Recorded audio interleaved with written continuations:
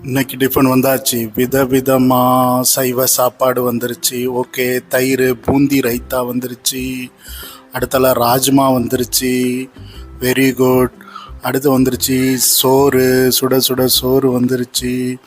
அடுத்தால mix veg, உருளைக்கிழங்கு, வெண்டைக்காய், தக்காளி எல்லாம் போட்டு மிக்ஸ் வெஜ்ஜு, அப்பளம், சப்பாத்தி, வெள்ளரிக்காய் துண்டு, வெங்காயத்துண்டு போடு போடு. இது எல்லாம் தான் இன்னைக்கு சாப்பாடாக வந்திருக்குது. Very nice. நான் இப்போ அதை உருளைக்கிழங்கை தூக்கி அந்த மிக்ஸ் வெஜ்ஜை தூக்கி தட்டி விட்டு இந்த சப்பாத்தியை சாப்பிடலாம்னு இருக்கேன். சப்பாத்தி நான் பிடிக்கவே செய்யாது. இருந்தாலும் இன்னைக்கு அந்த மிக்ஸ் வெஜ்ஜையும் அந்த சப்பாத்தி கலரையும் பார்த்த உடனே சாப்பிடணும் போல் ஒரு தோணல். இப்படி தான் நம்ம சாப்பிடணுங்க. வித்தியாசமாக சாப்பிடணும். ஒரேடிக்காக ஒரே அலுப்பாக சாப்பிட்டுக்கிட்டு இருக்கக்கூடாது. இன்றைக்கி சப்பாத்தி பிடிக்கவே செய்யாது தான். ஆனால் சப்பாத்தி சாப்பிடணும்னு தோணுச்சுன்னா சாப்பிட்டு தான் ஆகணும்.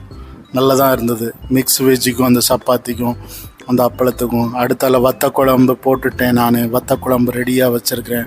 வத்த குழம்பு போட்டுட்டேன். யாருக்கெல்லாம் இந்த வீடியோ பிடிச்சிருந்துன்னா நீங்கள் லைக் பண்ணுங்கள், ஷேர் பண்ணுங்கள். என் சாப்பாடு எப்படி இருந்ததுன்னு கமெண்ட் பண்ணுங்கள்.